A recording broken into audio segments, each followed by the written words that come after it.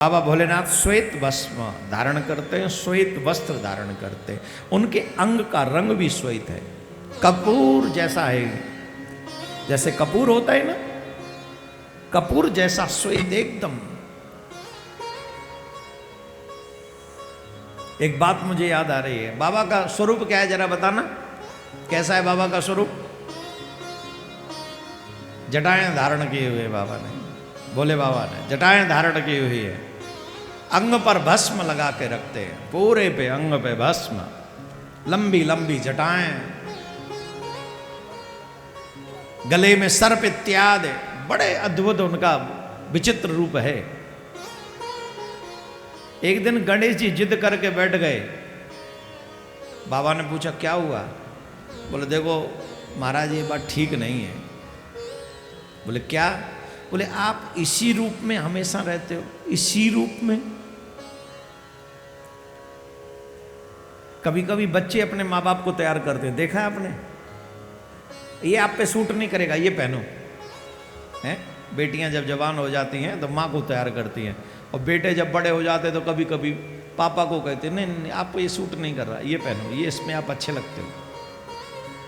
अच्छा चाहे हमें पसंद आए ना आए, लेकिन कई बार बच्चों की मर्जी से ही पहन लेते, चलो तुम्हारी मर्जी पहन लो। वैसे बुढ़ापे में मर्जी चलानी भी नहीं चाहिए, तुम्हारी सुनेगा कौन? बुढ़ापे में सुनेगा कौन? तो इसलिए अच्छा है जैसा दे दें पहन लो, जैसा दे दें खा लो। और सुखी भी वही मनुष्य है जो शिकायत नहीं करता, शिकवे नहीं करता, जो हो जाए तो ठीक, एक्सेप्टेबल, सब एक्सेप्ट। कहाँ थे हम? गणेश जी बोले महाराज हम I am not happy with you, आपसे प्रसन्न नहीं है। अरे पर क्यों नहीं हो बताओ? बोले संसार में प्रत्येक स्त्री ये चाहती है कि मेरा पति सबसे ज्यादा हैंडसम हो, एकदम लुक वाइज बड़ा अच्छा होना चाहिए, दिखे, लगे कि हम किसी की पत्नी हैं। और आप हैं 24 घंटा भस्म लगाए रखते हैं, मुंडों की माला धारण करके रखते हैं, जटाएं बिखेर के रखते हैं, सांप बिच्छू कातर। अरे कभी कभी तो हमारी माँ की चिंता करो, कभी कभी तो हमारे माँ के बारे में सोचो। बाबा बोले चाहते क्या हो? बोले महाराज हम आपका एक बार दिव्य स्वरूप देखना चाहते हैं, हम देखना चाहते हैं कि आप कितने सुंदर हो। ये तो आपने कवर कर रखा है ना, भस्म भस्म लगा के जटा पे खेर के। हम एक बार आपको बड़े सुंदर रूप में देखना चाहते हैं, कृपा करो महाराज, आप चाहो तो क्या संभव नहीं?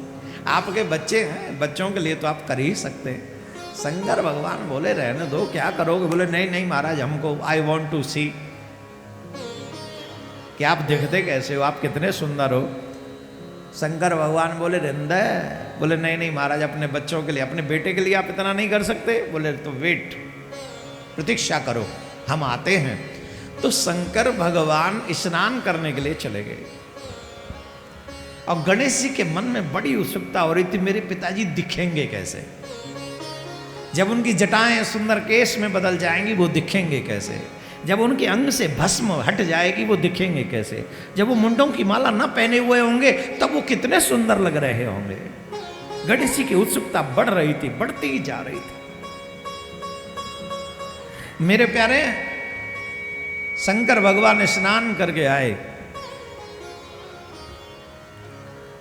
और स्नान करने के बाद इनको क्या है, स्नान करना था, वो तो जब चाहे जैसे चाहे हो सकते। उनकी जटाएं गायब हो गई, और बहुत प्यारे प्यारे केस लटक गए, मुंडों की माला अदृश्य हो गई, भस्म अदृश्य हो गई, सब कुछ नहीं। महाराज इतने सुंदर हो गए, इतने सुंदर हो गए कि मोहनी रूप भी उनकी बराबर न रहा हो मानो।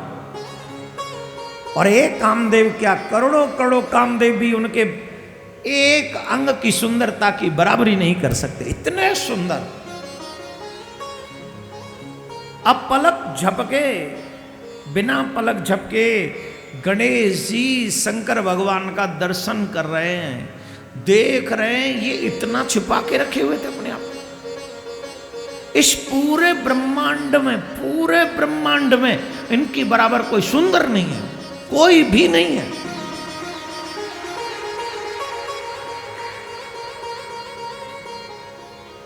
हाथ जोड़ के खड़े हो गए गणेश जी महाराज। बोले I am sorry my father, पिताजी क्षमा कर दीजिए। बोले क्या हो गया? बोले अब आप पहले भी वाले रूप में आ जाओ। है? बोले हाँ पहले वाले रूप में आ जाओ। शंकर भगवान बोले फिर इस रूप में क्यों लाए? पहले तो जिद की कि हमें अपना वो रूप दिखाओ, सुंदर रूप दिखाओ, और अब कह रहे हो कि पहले जैसे रूप में आ जाओ। बोले पिताजी हमको क्षमा कर दो, पर एक बात समझ लो, हम अपनी माता जी से ज्यादा सुंदर किसी को देखना नहीं चाहते। हमारी माता ही सबसे सुंदर है। हम तो यही चाहते कि हमारी माँ ही सबसे सुंदर। आप पुराने वाले में ही आ जाओ, वही केटअप आपका अच्छा है, वो जटाएं, वो भस्म, वो मुंडों की माला, वही ठीक है आपके लिए। मेरी माँ ही बहुत काइंड, मेरी माँ सुंदर रहे संसार में सबसे ज्यादा। मेरी माँ से ज्यादा सुंदर मैं किसी को और को देखना। अब ये प्रश्न है, ध्यान से सुनिए। गृहस्थ ऐसे ही चलता है, पिता शंकर की तरह थोड़े से कठोर और मां पार्वती की तरह दयालु। मां पार्वती की तरह दयालु होती हैं। मान सम्मान को बचाने के लिए, मर्यादाओं का पालन कराने के लिए पिता लोग थोड़े से कठोर होने ही चाहिए। अगर जिन घरों में पिता कठोर नहीं, उन घरों की हालत देख लो जाके क्या है।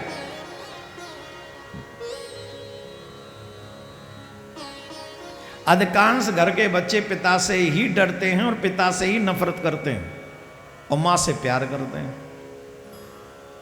क्यों? मां ममतामयी है, रूठ जाए तो मां मनाती है, न खाए तो मां खिलाती है, बटरिंग भी मां ही करती है,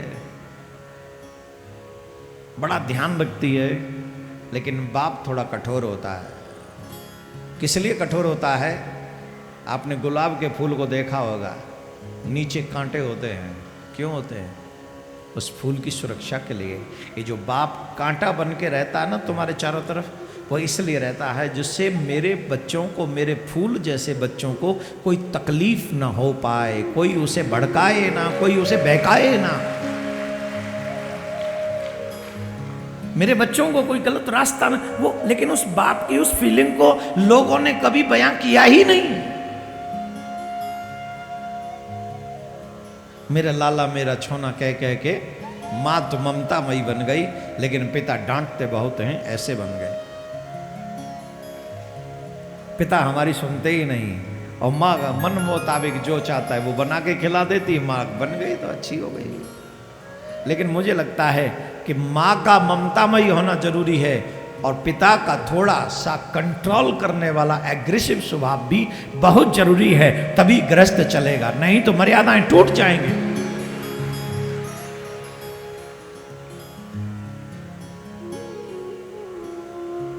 और आजकल की मर्यादाएं इसलिए टूट रही हैं कि पिताजी फ्रेंड बन गए हैं। और जब पिता ही फ्रेंड बन जाएंगे तो डर किससे लगेगा? और भय नहीं हुआ तो मर्यादाएं टूटेंगी, संस्कार बिछड़ जाएंगे और जीवन भी अच्छा नहीं रहेगा। इसलिए एक का डर जीवन में हमेशा बना रहना चाहिए, और वो है हमारे पिता। तो शंकर भगवान से कहा कि आप ऐसे हो जाओ। शंकर भगवान बोले लो, वो भी तुम्हारे लिए हुए थे, ये भी तुम्हारे लिए हो जाते। बोलो राधे राधे। तो शंकर भगवान के और मां पार्वती के उस दिव्य स्वरूप को जब चंचुला ने देखा, भगवान शंकर को प्रणाम किया, मां पार्वती को प्रणाम किया, और उसको प्रणाम करते हुए देखकर भगवान शिव बहुत प्रसन्न हुए, बहुत प्रसन्न हुए, उसको स्वीकार कर लिया। और देखो वो जो चंचुला है वो मां पार्वती की सखी बन गई। क्या बन गई? जोर से बोलो। अब देखो धीरे बोल रहे हो तुम। सखी बन गई वो चंचुला। कौन सी चंचुला? जिसने संसार के सबसे बुरे कर्म किए थे, वो चंचुला शिव पुराण के प्रभाव से मां पार्वती की सखी मंडल में सम्मिलित हो गई। और सखी मंडल में सम्मिलित ही नहीं हुई, प्रिय सखियों में गणना होने लगी उसकी। एक दिन की बात है, माँ गिरजा, माँ पार्वती एकांत में बैठी हुई थी। ये चंचुला वहाँ पर विराजमान थी। चंचुला ने देखा कि माँ पार्वती विराजमान हैं, तो चंचुला ने माँ पार्वती की प्रार्थना की, वंदना की। गिरिजे स्कंद मातस्त्वं सेवतां सर्वदा नरः सर्वसौक्ष्य प्रदे शंभु प्रिये ब्रह्म स्वरूपिणी विष्णु ब्रह्मादि विश्वेभ्य सगुणा निर्गुणापि च त्वमाद्य प्रकृति सूक्ष्मा सच्चिदानंद रूपिणी। हे गिरिजानंदनी, हे स्कंद माता, मनुष्यों में सदा आपकी सेवा की, मनुष्यों ने हमेशा आपकी सेवा की है। समस्त सुखों को देने वाली हे शंभु प्रिय ब्रह्म स्वरूपिणी, आप विष्णु ब्रह्मा आदि देवताओं से सेव्य हैं। आप ही सगुणा और निर्गुणा भी हैं। ऐसे करके उन्होंने खूब उनकी वंदना की। तो चंचुला की इस बात को सुनकर, प्रार्थना को सुनकर माँ पार्वती बड़ी प्रसन्न हुई और माँ पार्वती ने पूछा, सखी चंचुले, हे सुंदरी, मैं तुम्हारी इस की हुई स्तुति से बड़ी प्रसन्न हूँ। तुम हमसे कोई वरदान मांग लो, जो चाहिए। क्या चाहती हो तुम हमसे? जो चाहोगी हम सो तुम्हें देंगे। सूत जी महाराज कहते हैं, माँ गौरी के इस वाक्य को सुनने के बाद जब माँ पार्वती ने कहा कि जो तुम मांगोगी हम दे देंगे, तो चंचुला ने कहा, हे मां, हे निष्पाप गिरजा कुमारी, मैं जब पृथ्वी लोक पे थी तो मेरा एक पति था जिसका नाम था बिंदुक। क्या नाम था? याद है कि भूल गए? कल ही तो सुना ही, बिंदुक। और जब वो मेरे साथ रहता था तो वो बहुत बड़ा पापी था। उसने ऐसा कोई कर्म नहीं छोड़ा। वो मेरे से पहले मर गया। अब मुझे ये नहीं पता कि वो कहां है, और मुझे ये नहीं पता उसकी क्या गति हुई, सदगति हुई कि दुर्गति हुई, मैं कुछ नहीं जानती।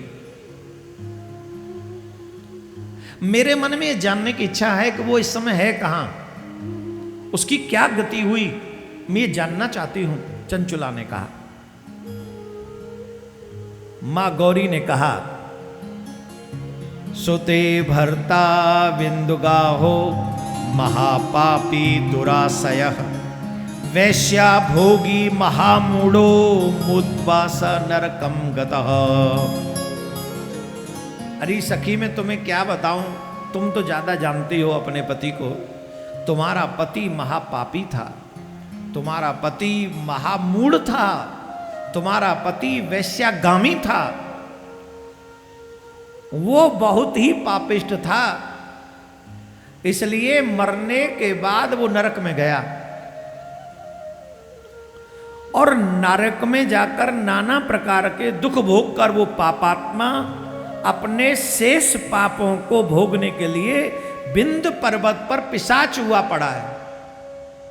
ध्यान से सुनना, ये जो यूं समझते हैं ना हम पे कुछ नहीं होगा, हम जो चाहे करें, मैं चाहे ये करूं, मैं चाहे वो करूं, मेरी मर्जी, ले ले तेरी मर्जी बना के भेज देंगे तो भूत, फिर क्या होगा, तेरी मर्जी बना देंगे पिशाच, फिर तेरी मर्जी। किसकी मर्जी? एक बात समझ लो, जब तक यहां हो ना तभी तक कुछ कर सकते हो। वहां मर के चले गए ना, वहां मर्जी नहीं चलेगी, वहां तो तांडव होगा, तांडव। क्या होगा जी? मैंने सुना ही नहीं पड़ा जी। भारत में रहते हो ना, भारत में संविधान है, संविधान में कानून है। कानून तोड़ने वाले को तो ये भारत की सरकार भी सजा देती है, फिर कानून के विरुद्ध जाने वाले को परमात्मा सजा नहीं देगा क्या? क्यों नहीं देगा सजा? अच्छे कर्म करो, सुख भोगो, बुरे कर्म करो, दुख भोगो।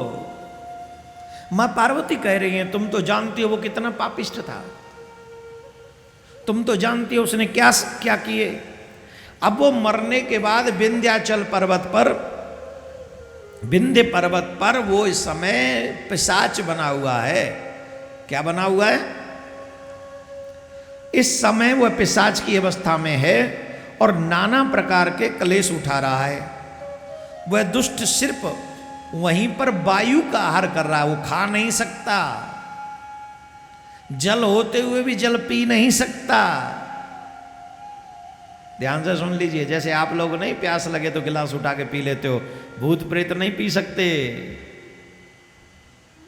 भोजन दिख भी रहा होगा तो खा नहीं सकते, जल दिख रहा होगा पी, रहते ही पीपल इत्यादि पे हैं, सरोवर के तट पे रहते हैं कई बार तो, लेकिन पी नहीं सकते जल।